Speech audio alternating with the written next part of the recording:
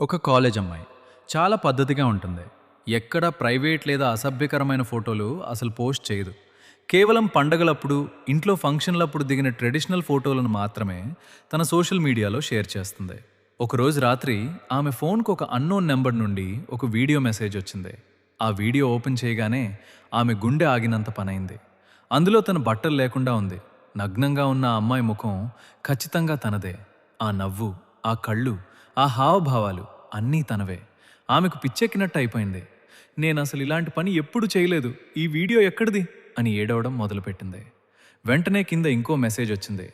రేపు ఉదయం లోపు నాకు ₹1,00,000 పంపకపోతే ఈ వీడియోను నీ కాలేజ్ గ్రూప్లో మీ నాన్న ఫోన్ నంబర్కు షేర్ చేస్తాను. ఆ భయంకరమైన వెనుక ఉన్న నిజం, ఆమె అసలు అలాంటి ఏ తప్పు చేయలేదు. తన సోషల్ మీడియాలో పోస్ట్ చేసిన మామూలు ట్రెడిషనల్ ఫోటోలని ఎవరో డౌన్లోడ్ చేసి ఈ రోజుల్లో దొరుకుతున్న అత్యంత ప్రమాదకరమైన AI డీప్ ఫేక్ టూల్స్ ఉపయోగించి ఒక బ్లూ ఫిల్మ్ వీడియోకి ఆమె ముఖాన్ని అతికించారు. అది ఎంత రియలిస్టిక్గా ఉందంటే చూసేవాళ్ళెవరైనా అది నిజంగా ఆమెదే అని నమ్ముతారు.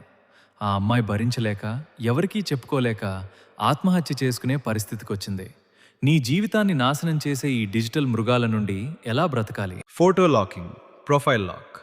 మీ social media accounts, Facebook, Instagram profiles వెంటనే లాక్ చేయి. నీ ఫ్రెండ్ లిస్ట్లో లేని వాళ్ళు ఎవరు నీ ఫోటోలను స్క్రీన్ షాట్ తీయలేకుండా, డౌన్లోడ్ చేయలేకుండా ఆప్షన్ సెట్ చేసుకో. హై రిజల్యూషన్ ఫోటోలు వద్దు. చాలా క్లియర్గా క్లోజప్లో ఉండే నీ ముఖం ఫోటోలను పబ్లిక్గా పెట్టుకో. AI టూల్స్కి నీ ముఖం ఎంత స్పష్టంగా దొరికితే అంత పర్ఫెక్ట్గా డీప్ ఫేక్ వీడియోలు క్రియేట్ చేయగలవు. బ్లాక్ మెయిలింగ్కు లొంగకు. ఎవరైనా నీ డీప్ ఫేక్ ఫోటోలు లేదా వీడియోలు చూపించి భయపెడితే భయపడే వాళ్లకు డబ్బులు పంపుకో. నువ్వు ఒక్కసారి డబ్బులిస్తే వాళ్ళు నిన్ను జీవితాంతం వదలరు.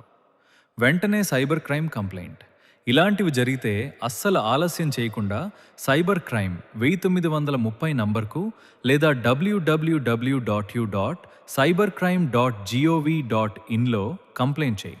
పోలీసులు ఆ IP అడ్రస్లను ట్రాక్ చేసి వాళ్ళని పట్టుకుంటారు. డీప్ ఫేక్ అని నిరూపించడానికి ఇప్పుడు టెక్నాలజీ ఉంది. కాబట్టి ప్రాణాలు తీసుకోవాలనే పిచ్చి నిర్ణయాలు వద్దు. నువ్వు ఏ తప్పు చేయకపోయినా కేవలం నీ ఒకే ఒక్క ఫోటోతో నీ జీవితాన్ని నరకం చేసే టెక్నాలజీ ఇప్పుడు అందరి చేతుల్లోనూ ఉంది.